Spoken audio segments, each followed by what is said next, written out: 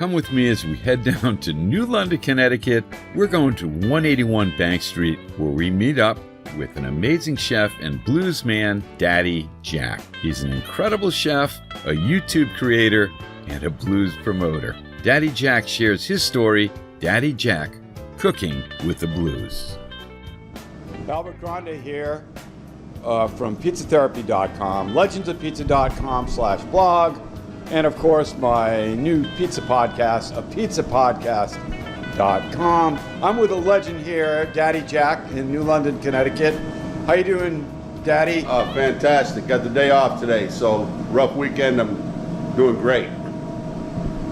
Dady Jack has a great YouTube channel called Cooking with the Blues, where he demonstrates incredible food, step-by-step directions, with a little bit of blues sprinkled on top. Tell me about your channel, please. Well, I started off, doing a community access television show, and for a couple of years. And when I was stepped out of the cooking business for a little while, restaurant business, and I had the time on my hands. I was producing these shows, and then when I got back into the restaurant business to get my girls through college, we started doing these videos, and I was doing them out of my house.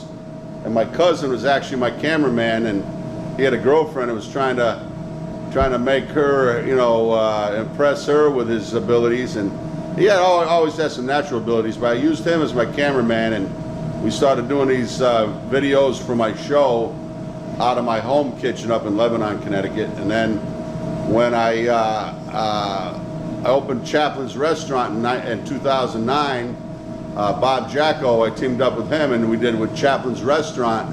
We ended up doing 350 videos.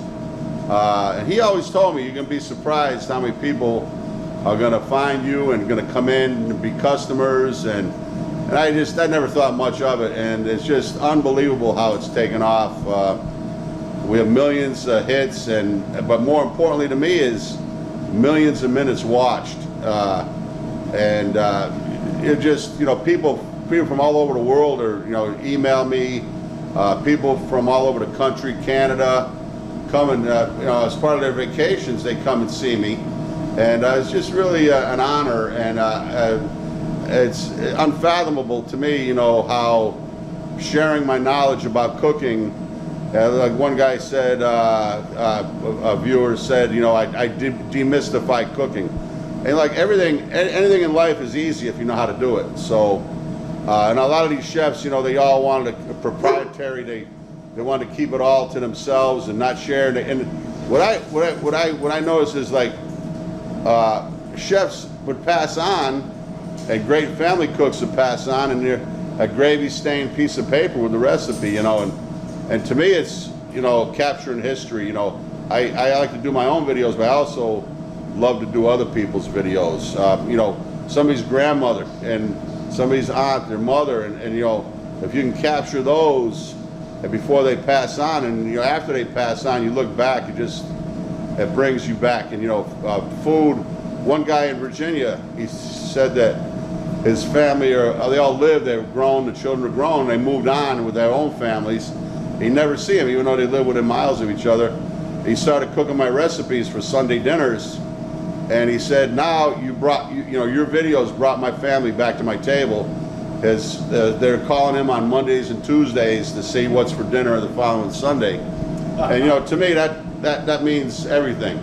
That's that I can impact somebody's life. Really makes me happy. So YouTube has really helped grow your business personally. You've seen a lot of growth from that. I've made a lot of friends. I've been making a lot of friends, YouTube friends. Just amazing, because I think what it is, that growing up my generation, maybe your generation, cooking was for women, and even when I went to cooking school in 76 or 77, it wasn't really a career that held much esteem.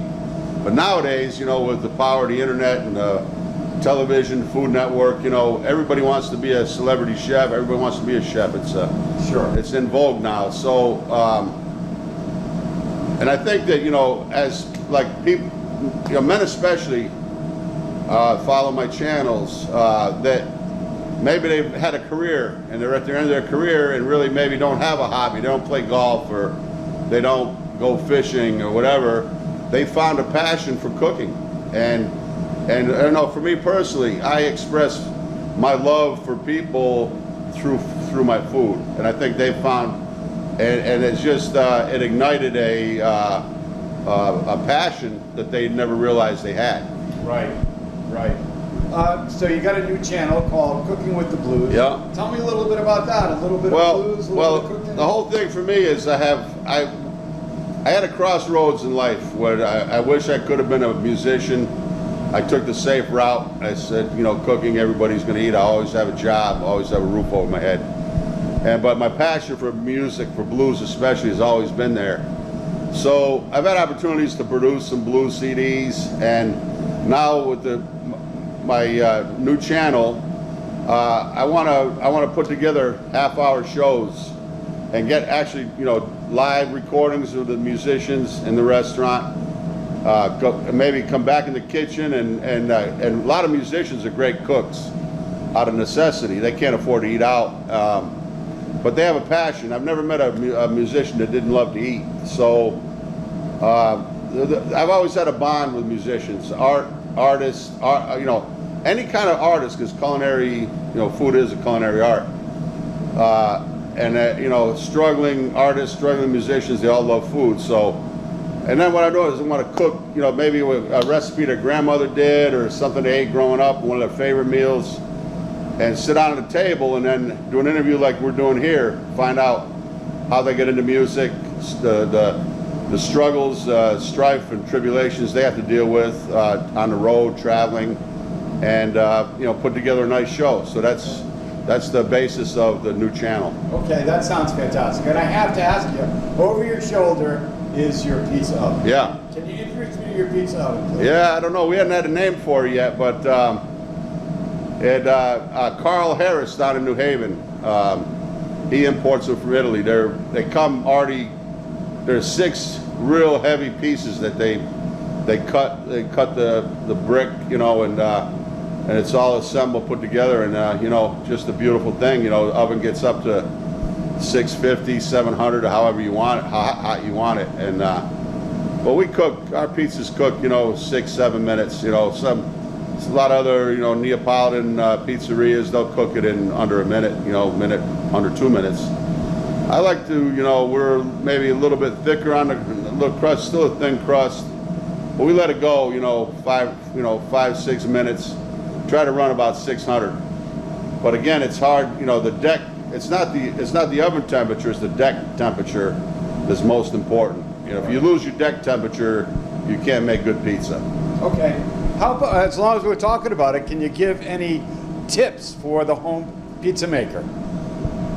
You know, make your own dough. I mean, you were telling me Fleischmann's yeast. We use a wet yeast cake, but dry yeast is good. And experiment, make your own dough. You know, you can put flavorings in, you can put herbs, you can put roasted garlic in your dough. Everybody uses kind of a plain dough, but you could really flavor. There's no reason why you can't flavor up your dough. And actually, you know, you make your own dough, you can tweak it and make bread on the side, make finger rolls, you know, knots, garlic knots at the same time as you're using it. You know, we found that a cold fermentation will let the dough, we keep it, you know, the box at about 36, 37 degrees, 2 or 3 days. Boy, that yeast, the rawness of it, it just matures, and the natural flavor comes through with the crust. So that's my advice. Use a good flour. I mean, a lot of people say you had to use 00 flour. I'm not sure I buy that 100%. We use Trump, a high gluten flour we've had excellent results with it. You could tweak it. We used to put Sam Adams beer into our dough. You could put, you know, a little bit of, you know, whatever you could put. I know some people put milk or heavy cream into their dough. Experiment, have fun with it. All right, that's great advice. Yeah. And interesting to hear you use all Trump's gold medal flour. Right. Which I've talked about before. Right. Listen, how can people find you, Dady Jack? People are interested in your YouTube channel. I'm going to put links below the video. Tell us how people can find you online and how people can find you. Well, email me cookingwiththeblues at yahoo.com. Dady Jack's here in New London. We have our Facebook page. Just follow my YouTube channel. Make comments. I try to monitor as often as I can and respond to comments. I'm pretty available. Like I said, a lot of customers come in here, and so many of my followers, a few that are really so passionate about food, they've almost like graduated, and I'm learning from them, which is a beautiful thing. The student has become the teacher. Exactly. Dady Jack, thank you so much for taking time to talk to me. All right, Albert. Take care. Thank you very much. Dady Jack, thank you so much for all you do for food and for the blues. You can find Dady Jack's restaurant at 181 Bank Street in New London, Connecticut. He makes pizza as well as other mouth-watering specialties. And if you're lucky enough, you'll be treated to a live performance of some of the best blues around.